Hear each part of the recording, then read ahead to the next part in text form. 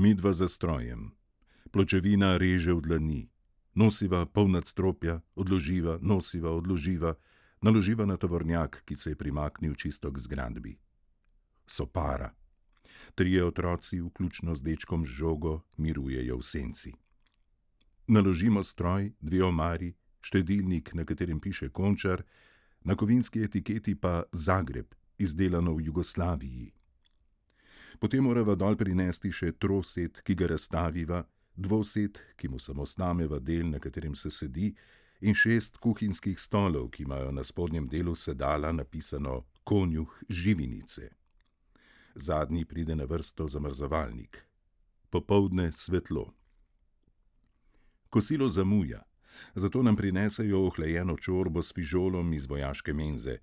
Kurir govori komandirju, da je to poslal vojvoda Veljko, sporočil, da je to posebej za Turke. Čorba redka in mrzla, ne rabiš praška, da bi pomil posodo. Tromblon prileti na del Splitske, ki se vzpenja proti Beogradski. Dim se nakratko zabeli na asfaltu. Vse natovorjeno. Tovornjak po Radnički proti Vracam. Midva minuto na robniku, potem naju delovodja priganja, naj se umakneva, ker padajo granate. Pred vhodom na Splitski, v katerem počivamo, se od nekod prikaže kurir. Mlajši od mene. Videti je, kot da je imel težave z dohajanjem učnih programov. Nekaj šepeta komandirju. Ta pogleda na uro, premakne ramena, pokaže na uro, kurir pa odvrne nekaj takega, kot da tudi on pri tem ne more nič, pa tudi vpraša ga nihče nič. Šef nama pomaha. Midva za njim čez Zagrebačko, pa mimo šole proti paviljonom. Na številki nekaj 60 potrkana težka vežna vrata. Odpre nekdo, ki skrušeno razlaga, da je poverjenik. Pokaže proti kleti. Spodaj nekaj zavito v odejo. Mrak na stopnišču. Truplo v pregrinjalu. Šef vpraša, kdo je in kako je do tega prišlo. Tisti tiho, da je to dober sosed. Neki ljudje so bili pri njem v stanovanju, samih ni niti videl, niti slišal. Da se je slišal jok in vpitje. Da je nekdo navijal to, Miki, to, stari. Potem pa je vse obstalo. Poklical je drugega soseda, ki je pri milici, in prišli so, rekli sosedom, naj nesejo truplo dol in počakajo na civilno zaščito. Tako je tudi bilo. Zgrabiva za rjavo pregrinjalo, sledovi sveže krvi. Med zgradbami se s hrupnim motorjem prebija modri kombi. Voznik poda roko komandirju, pa še meni. Reče, da sva stara sodelavca. Nosiva zavitega moškega, jaz držim za roke, glasbenik pa pod rameni. Voznik odpre zadnji del kombija, malo upogibamo noge, spuščava, nameščava, on zapre vrata, se vrne za volan, komandir poleg njega. Midva v srednjo vrsto. Izveže nekdo priteče. Ženska joka in vpije moževo ime, pretepena in razmršena. Druga jo drži, miri in prosi, naj se vrne. Avto počasi spelje.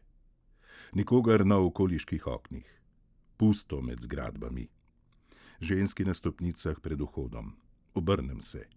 Ženska, ki je jokala, je zdaj na tleh. Desna roka se premika, druga sklonjena nad njo.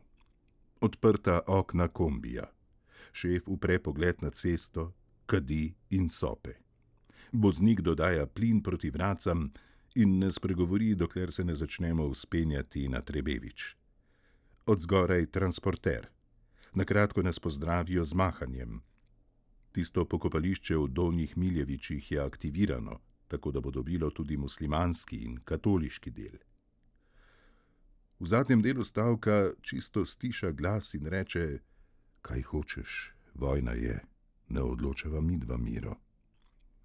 Bolje, da ljudi pokopljejo, kakorkoli že, kot pa da jih sploh ne. Izpuh tako votov, da gora ječi. Popoldansko sonce nad mestom. Mitraljez od osmic, potem pa eksplozija minometne granate. Skozi odprto okno se svežina z vrhov borov spušča na cesto. Truplo v zadnjem delu drsi in se naslanja na vrata. Pri tabli, na kateri piše vrh Trebeviča 8 km, upočasnimo, potem pa desno. Na makadamu previdno okrog kamenja. Voznik z levo roko signalizira, da je z zgornje strani ceste. Pot se oži. Človek s puško pred nami. Z desno roko drži kalašnikov. Še dva pod cesto, naslonjena na drevo. Šef razlaga. Tisti pokaže naprej. Tudi naju nezainteresirano pogleda in se nagne z zunanje strani, da vidi, kaj je v zadnjem delu. Šofer pokaže na cesto. Kri pod glavo na odeji. Temno rdeča na rjavi barvi. Truplo na travo. Voznik vzel ven kramp in lopato. Komandir vzame kramp, si nadene opasač s pištolo, drugi moški nosi avtomatsko puško. Midva s truplom po strmi strani. Zastaneva, nadaljujeva, zastaneva, sopeva. Strmina se zmanjša in skoraj izgine. Sonce je šibkejše. Veter upogiba vrhove borov. Vonj gora, čist in močan. Srajco imam prepojeno s potom. Ko moškega znova spustiva, si odpnem še en gumb.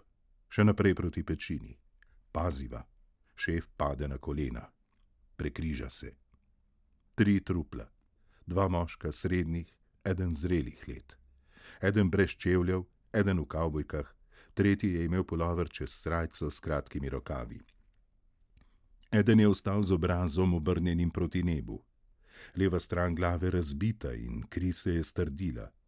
Drugo truplo obrnjeno na bok, kri strjena na zadnjem delu lobanje. Spustite. Komandir vstal. Glavo povesi na prsi, potem pa jo dvigne proti nebu. Veter se je ukrepil. Kristus Bog, križani in sveti. 5-krat ponavlja besede in kretnje. Potem vstane in nežno obrne truplo, katerega glava, očitno zadeta od blizu, gleda proti zemlji. Premika ustnice in šepeta besede, med katerimi tu in tam razločim imperfekt. Tudi ona dva sedeta. Voznik misli, da je tole sveže in da je verjetno zato tam tista straža, ki nas je ustavila. Glasbenik pristopi, se nagne nad vse 3 obraze in reče: Ti so iz Đura Salaja.